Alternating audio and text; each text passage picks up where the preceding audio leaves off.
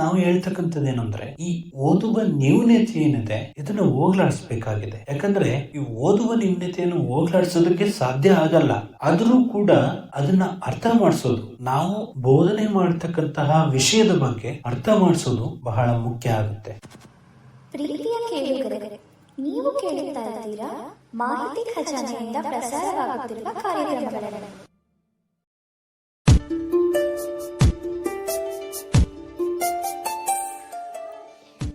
ನಿಮ್ಮ ಸ್ಪರ್ಧಾತ್ಮಕ ಪರೀಕ್ಷೆಗಳ ಕನಸನ್ನು ನನಸಾಗಿಸುವಲ್ಲಿ ಮಾಹಿತಿ ಖಜಾನೆ ನಿಮ್ಮೊಂದಿಗೆ. ಸಮಗ್ರ ಮಾಹಿತಿ, ಪರಿಣಾಮಕಾರಿ ತಂತ್ರಗಳು ಮತ್ತು ವ್ಯಕ್ತಿತ್ವ ವಿಕಸನದ ಉತ್ತಮ ಮಾರ್ಗದರ್ಶನಕ್ಕಾಗಿ ನಮ್ಮ ವಾಹಿನಿಯನ್ನು ಸಬ್ಸ್ಕ್ರೈಬ್, ಶೇರ್, ಲೈಕ್ ಮತ್ತು ಕಾಮೆಂಟ್ಸ್ ಮಾಡುವುದರ ಮೂಲಕ ಪ್ರೋತ್ಸಾಹಿಸಿ.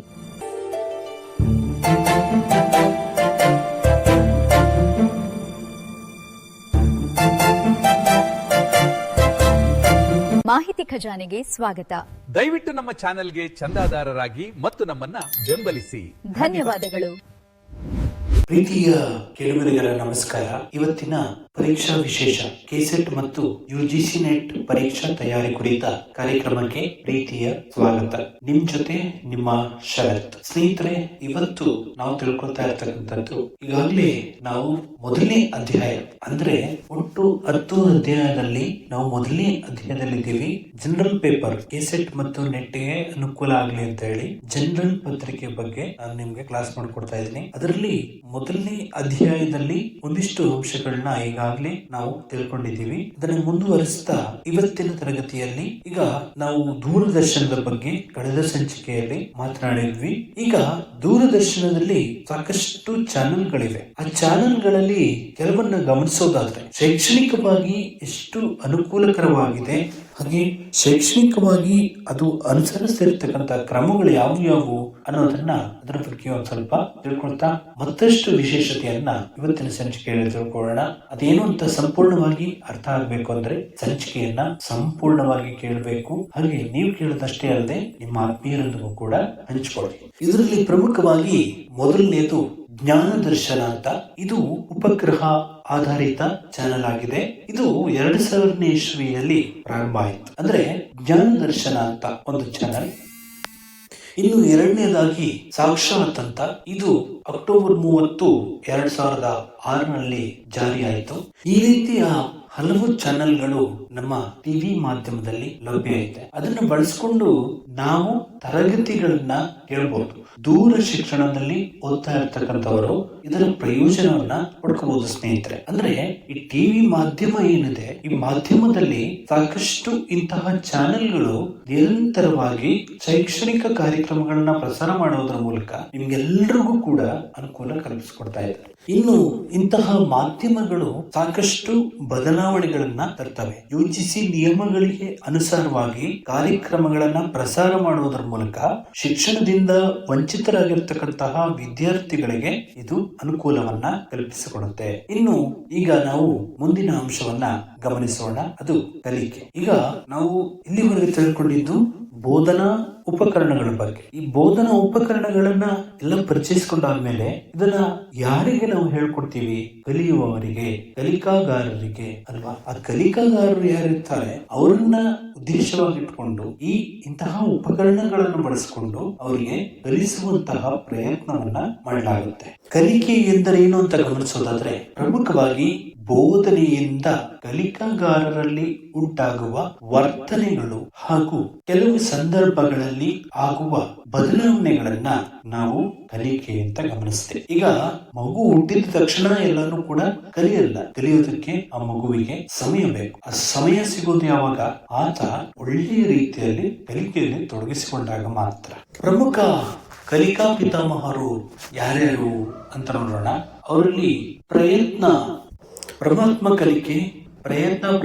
ಕಲಿಕೆ ಹರ್ನಡೈ ಅವರ ಒಂದು ಸಿದ್ಧಾಂತ ಇದು. ಇಲ್ಲಿ ಪ್ರಮುಖವಾಗಿ ಯಾವುದೇ ಒಬ್ಬ ವ್ಯಕ್ತಿಯು ಮೊಟ್ಟ ಮೊದಲ ಬಾರಿಗೆ ಪ್ರಯತ್ನ ಪಡ್ತಾರೆ. ಈಗ ಒಂದು ವಿಷಯವನ್ನ ನಾವು ಕಲಿಬೇಕು ಅಂದ್ರೆ ಅದಕ್ಕೆ ನಾವು ಪ್ರಯತ್ನ ಬೇಕು. ಪ್ರಯತ್ನ ಇಲ್ಲ ಅಂದ್ರೆ ಏನು ಕೂಡ ನಮ್ಮಿಂದ ಸಾಧ್ಯ ಆಗಲ್ಲ. ಆ ಪ್ರಯತ್ನವನ್ನ ಪಡುವಂತಹ ಸಂದರ್ಭದಲ್ಲಿ ಸಾಕಷ್ಟು ತೊಡಕುಗಳು ಉಂಟಾಗುವಂತಹ ಸಾಧ್ಯತೆ ಹೆಚ್ಚಾಗಿರುತ್ತೆ. ಅವುಗಳನ್ನೆಲ್ಲವನ್ನೂ ಕೂಡ ತಡೆಗಟ್ಟುವುದಕ್ಕೆ ಈ ಪ್ರಯತ್ನ ಅಂತಕ್ಕಂಥದ್ದು ಬಹಳ ಮುಖ್ಯ.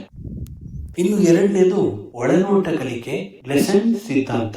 ಈ ಒಳನೋಟ ಕಲಿಕೆ ಅಂದ್ರೆ ಯಾವುದೇ ಒಬ್ಬ ವ್ಯಕ್ತಿ ತನ್ನಲ್ಲೇ ತಾನೇ ಕಲ್ತ್ಕೊಳ್ಳೋದು. ಈಗ ಒಂದು ವಿಷಯವನ್ನ ಅಥವಾ ತನ್ನ ಸುತ್ತಲಿನ ಪರಿಸರದಿಂದ ಗ್ರಹಿಸ್ತಾನೆ. ಆ ಪರಿಸರದಿಂದ ಗ್ರಹಿಸ್ತಕ್ಕಂತಹ ವಿಷಯವನ್ನ ಆಧಾರವಾಗಿ ಇಟ್ಕೊಂಡು ಆತ ಕಲಿಕೆಯನ್ನ ಮುಂದುವರಿಸತಕ್ಕಂತಹ ಪರಿಕಲ್ಪನೆಯನ್ನ ಇಲ್ಲಿ ಪ್ರಮುಖವಾಗಿ ಗಮನಿಸ್ತೇವೆ. ಇನ್ನು ಮೂರನೇದು ಶಾಸ್ತ್ರೀಯ ಅನುಬಂಧ. ಈ ಶಾಸ್ತ್ರೀಯ ಅನುಬಂಧ ಅಂದ್ರೆ ಪ್ರಮುಖವಾಗಿ ಒಬ್ಬ ವ್ಯಕ್ತಿ ಕಲಿಯೋದಕ್ಕೆ ಪ್ರಾರಂಭ ಮಾಡಿದಾನೆ ಅಂದಾಗ ಅಲ್ಲಿ ಶಾಸ್ತ್ರೀಯವಾಗಿ ಕಲಿಯೋದು ಬೇರೆ, ಇನ್ನು ಬಾಲ್ಯದಲ್ಲಿ ಕಲಿಯೋದು ಬೇರೆ. ಈಗ ನಾವು PUC SLC ಓದುವಾಗ ಸಾಕಷ್ಟು ಶ್ರಮ ಪಡ್ತೀವಿ. ಅಲ್ಲಿ ಗಟ್ಟ ಅಂತ ಎದುರಿಸ್ತಾರೆ, ಪೋಷಕರು ನಿಮ್ಮನ್ನ ಎದುರಿಸೋರ್ತಾರೆ. ಅನಂತರ ನಾವು PUC ಮುಗಿದ ನಂತರ ನಾವು ಬರ್ತಕ್ಕಂಥದ್ದು ಪದವಿ ನಂತರ ಸ್ನಾತಕೋತ್ತರ ಪದವಿ, ಅನಂತರ PhD ಮಾಡ್ತಕ್ಕಂಥವ್ರು ಮಾಡ್ತಾರೆ. ಇನ್ನು ಉಪನ್ಯಾಸಕರಾಗಿ ಕಾರ್ಯನಿರ್ವಹಿಸತಕ್ಕಂಥವ್ರು ಕೂಡ ಇತರ ಕೆಸೆಟ್, ನೆಟ್ ಈ ತರ ಎಲ್ಲ ಕೋರ್ಸ್ ಗಳನ್ನು ಮಾಡಿಕೊಂಡು B.Ed ಮೂಲಕ ಈ ತರ ಮಾಡಿಕೊಂಡು ತಮ್ಮ ಬದುಕನ್ನ ರೂಪಿಸಿಕೊಳ್ತಕ್ಕಂಥ ಪ್ರಯತ್ನವನ್ನ ಇಲ್ಲಿ ಪ್ರಮುಖವಾಗಿ ಶಾಸ್ತ್ರೀಯವಾಗಿ ಕಲಿಯೋದ್ರ ಮೂಲಕ ಮಾಡ್ತಾರೆ. ಯಾಕಂದ್ರೆ ಶಾಸ್ತ್ರೀಯವಾಗಿ ಕಲಿಬೇಕು ಅಂದ್ರೆ ಅನುಭವಸ್ಥರಿರ್ಬೇಕು. ಆ ಅನುಭವಸ್ಥರಿದ್ರೆ ನಮ್ಗೆ ಶಾಸ್ತ್ರೀಯವಾಗಿ ಹೇಗೆ ಕಲಿಯಬೇಕು ಅಂತಕ್ಕಂತಹ ಪರಿಕಲ್ಪನೆ ನಮ್ಗೆ ಪ್ರಮುಖವಾಗಿ ತಿಳಿಯುತ್ತೆ. ಕ್ರಿಯೆಜನ್ಯ ಅನುಬಂಧಿತ ಕಲಿಕೆ, B.A. ಸ್ಪಿನ್ನರ್ ಅವರ ಪ್ರತಿಪಾದನೆ. ಇಲ್ಲಿ ಕ್ರಿಯೆ ಬಂದ ಅನುಬಂಧಿತ ಕಲಿಕೆ ಅಂದ್ರೆ ಕೆಲಸ ಮಾಡುವುದರ ಮೂಲಕ ಅದನ್ನ ಕಲಿಯತಕ್ಕಂಥದ್ದು. ಯಾವುದೇ ವಿಷಯವನ್ನ ನಾವು ಕಲ್ತ್ಕೋಬೇಕು ಅಂದ್ರೆ ಪ್ರಮುಖವಾಗಿ ನಾವು ಅದರ ಬಗ್ಗೆ ಶೋಧನೆಯನ್ನ ನಡೆಸಬೇಕು. ಆ ಶೋಧನೆಯನ್ನ ನಡೆಸಿದಾಗ ಮಾತ್ರ ನಮ್ಗೆ ಎಲ್ಲವೂ ಕೂಡ ಅರ್ಥ ಆಗೋದಕ್ಕೆ ಸಾಧ್ಯ ಆಗುತ್ತೆ. ಇನ್ನು ಸಾಮಾಜಿಕ ಕಲಿಕೆ, ಆಲ್ಬರ್ಟ್ ಬಂಡೂರಾ ಇವರ ಪ್ರತಿಪಾದನೆಯಲ್ಲಿ ಸಾಮಾಜಿಕ ಕಲಿಕೆ ಅಂದ್ರೆ ಸಮಾಜದಲ್ಲಿ ನಡೀತಕ್ಕಂತಹ ಎಲ್ಲ ವಿಷಯವನ್ನ ಗಮನಿಸಿಕೊಂಡು ಅದರ ಬಗ್ಗೆ ಸಮರ್ಪಕವಾದ ಮಾಹಿತಿಯನ್ನ ತಿಳಿಸ್ತಕ್ಕಂಥದ್ದು, ಹಾಗೆ ತನ್ನ ಬದುಕಿನಲ್ಲಿ ಅಳವಡಿಸಿಕೊಳ್ತಕ್ಕಂಥದ್ದು ಕೂಡ ಇದು ಬಹಳ ಮುಖ್ಯವಾದಂತಹ ಅಂಶ ಅಂತಾನೆ ಹೇಳ್ಬೋದು. ಇನ್ನು ಅನ್ವೇಷಣಾ ಕಲಿಕೆ, ಬ್ರೂನರ್. ಈ ಅನ್ವೇಷಣಾ ಕಲಿಕೆ ಅಂದ್ರೆ ಎಲ್ಲವನ್ನು ಕೂಡ ಹುಡುಕಿ ಕಲಿಯುವುದು. ಅಂದ್ರೆ ಈಗ ಯಾವುದೋ ಒಂದು ವಿಷಯ ಬೇಕಿರುತ್ತೆ ನಮ್ಗೆ, ಅದನ್ನ ನಾವು ಸಾಮಾಜಿಕ ಜಾಲತಾಣಗಳಲ್ಲಿ ಹುಡುಕೋದು ಅಥವಾ ಗ್ರಂಥಗಳಲ್ಲಿ ಹುಡುಕೋದು. ಆಗಿನ ಕಾಲದಲ್ಲೆಲ್ಲ ಗ್ರಂಥಗಳಲ್ಲಿ ಹುಡುಕ್ತಾ ಇದ್ರು. ಲೈಬ್ರರಿಗಳಲ್ಲಿ ಹೆಚ್ಚು ಜನ ಓದಿ ಮಾಹಿತಿಯನ್ನ ತಿಳಿತಾ ಇದ್ರು. ಆದ್ರೆ ಇತ್ತೀಚೆಗೆ ಲೈಬ್ರರಿಗಳ ಕಡೆಗೆ ಮುಖ ಹಾಕುವವರ ಸಂಖ್ಯೆ ಕಡಿಮೆ ಆಗ್ತಾ ಇದೆ. ಯಾಕಂದ್ರೆ ಸಾಮಾಜಿಕ ಜಾಲತಾಣ ಎಲ್ಲವನ್ನು ಕೂಡ ಒಬ್ಬ ವ್ಯಕ್ತಿಯ ಬೆರಳ ತುದಿಯಲ್ಲಿ ಇಟ್ಟಿರ್ತಕ್ಕಂಥದ್ದು ನಿಜಕ್ಕೂ ಕೂಡ ವಿಷಾದವೇ ಸರಿ. ಪ್ರಭುತ್ವ ಕಲಿಕೆ,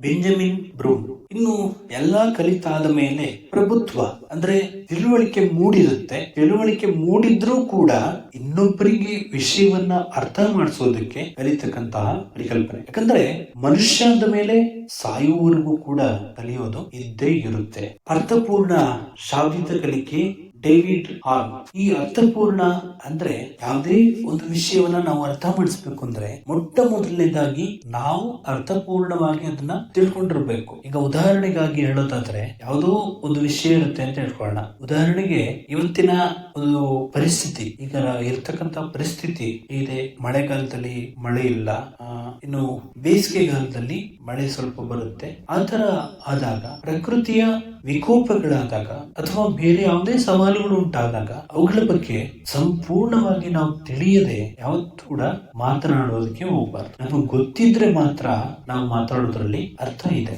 ಪದ ಸೋಪಾನ, ರಾಬರ್ಟ್ ಗಾರ್ಮೆ. ಈ ಪದ ಸೋಪಾನ ಅಂದ್ರೆ ಯಾವುದೇ ಒಂದು ವಿಷಯವನ್ನ ನಾವು ತಿಳ್ಕೊಳ್ತಕ್ಕಂಥ ಸಂದರ್ಭದಲ್ಲಿ ಕೆಲವೊಂದು ಪದಗಳಿಗೆ ನಮ್ಗೆ ಅರ್ಥ ಗೊತ್ತಿರಲ್ಲ. ಅರ್ಥ ಗೊತ್ತಿಲ್ಲದೆ ನಾವು ಗ್ರಾಮೀಣ ಆಡು ಭಾಷೆಯಲ್ಲಿ ಅದನ್ನ ಉಚ್ಚಾರಣೆ ಮಾಡ್ತೀವಿ. ಅದು ವಿದ್ಯಾರ್ಥಿಗಳಿಗೆ ಅರ್ಥ ಆಗುವ ರೀತಿಯಲ್ಲಿ ನಮ್ಮ ಪದ ಬಳಕೆ ಇದ್ದಾಗ ಬಹಳ ಚೆನ್ನಾಗಿರುತ್ತೆ. ಯಾಕಂದ್ರೆ ಇವತ್ತಿನ ತರಗತಿಗಳು, ಉಪನ್ಯಾಸಗಳು ಅರ್ಥಗರ್ಭಿತ ಆಗ್ಬೇಕು ಅಂದ್ರೆ ನಮ್ಗೆ ಪದ ಬಳಕೆಯ ಬಗ್ಗೆ ಗೊತ್ತಿದ್ರೆ ಮಾತ್ರ ಇವೆಲ್ಲವೂ ಕೂಡ ಸಾಧ್ಯ ಆಗುತ್ತೆ. ಇನ್ನು ಸಾಂಕೇತಿಕ ಕಲಿಕೆ, ಟೋಲಮ್ಯಾನ್ ಅಂತಕ್ಕಂಥವರು ಇದರ ಪ್ರತಿಪಾದಕರು. ಸಾಂಕೇತಿಕ ಕಲಿಕೆ ಅಂದ್ರೆ ಯಾವುದೇ ಒಂದು ವಿಷಯವನ್ನ ಅರ್ಥ ಮಾಡ್ಕೊಳ್ಳುವಾಗ ಅಲ್ಲಿ ಕೆಲವೊಂದಿಷ್ಟು ಸಂಕೇತಗಳಿರ್ತವೆ. ಸಾಂಕೇತಿಕವಾಗಿ ಯಾವ ಪದವನ್ನ ಬಳಸಬೇಕು, ಯಾವುದನ್ನ ಬಳಸಬಾರದು, ಹಾಗೆ ಯಾರಿಗೆ ಯಾವ ರೀತಿಯ ಬೋಧನೆಯನ್ನ ಮಾಡಬೇಕು ಅನ್ನೋದು ಕೂಡ ಇಲ್ಲಿ ಬಹಳ ಮುಖ್ಯ ಆಗುತ್ತೆ. ಇನ್ನು ಕೆಲವರಿಗೆ ಕಣ್ ಕಾಣಿಸ್ತೇ ಇರ್ತಕ್ಕಂಥವ್ರು ಇರ್ತಾರೆ, ಕಣ್ ಕಾಣಿಸೋರು ಇರ್ತಾರೆ.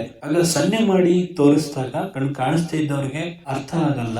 ಇನ್ನು ಮಾತು ಬರದೇ ಇರ್ತಕ್ಕಂಥವ್ರು ಇರ್ತಾರೆ, ಅಂತವರಿಗೂ ಕೂಡ ಬೋಧನೆ ಮಾಡೋದು ಕೂಡ ಬಹಳ ಮುಖ್ಯ. ಅವ್ರಿಗೂ ಬೋಧನೆ ಮಾಡೋದು ಗೊತ್ತಿರಬೇಕು. ಇನ್ನು ಕಿವಿ ಕೇಳಿಸ್ದೇ ಇರ್ತಕ್ಕಂಥವ್ರು ಇರ್ತಾರೆ, ಅಂತವರಿಗೂ ಕೂಡ ಬೋಧನೆ ಮಾಡೋದು ನಮ್ಗೆ ಗೊತ್ತಿದ್ದರೆ ಮಾತ್ರ ಆ ಬೋಧನೆ ಅರ್ಥಪೂರ್ಣವಾಗುತ್ತೆ. ಈಗ ನಾವು ಕಿವಿ ಕೇಳಿಸ್ದೇ ಇರೋರಿಗೆ ನಾವು ಮಾತನಾಡಿದ್ರೆ ಅವ್ರಿಗೆ ಏನು ಕೂಡ ಅರ್ಥ ಆಗಲ್ಲ. ಸೊ ಅದೆಲ್ಲ ಅರ್ಥ ಆಗ್ಬೇಕು ಅಂದ್ರೆ ನಾವು ಸಂಕೇತದ ಭಾಷೆಯನ್ನ ಕಲಿಯೋದು ಬಹಳ ಮುಖ್ಯ ಆಗುತ್ತೆ. ಇನ್ನು ಇವತ್ತಿನ ತರಗತಿಯ ಕೊನೆಯ ಕಾನ್ಸೆಪ್ಟ್ ತಿಳ್ಕೊಳ್ಳೋಣ.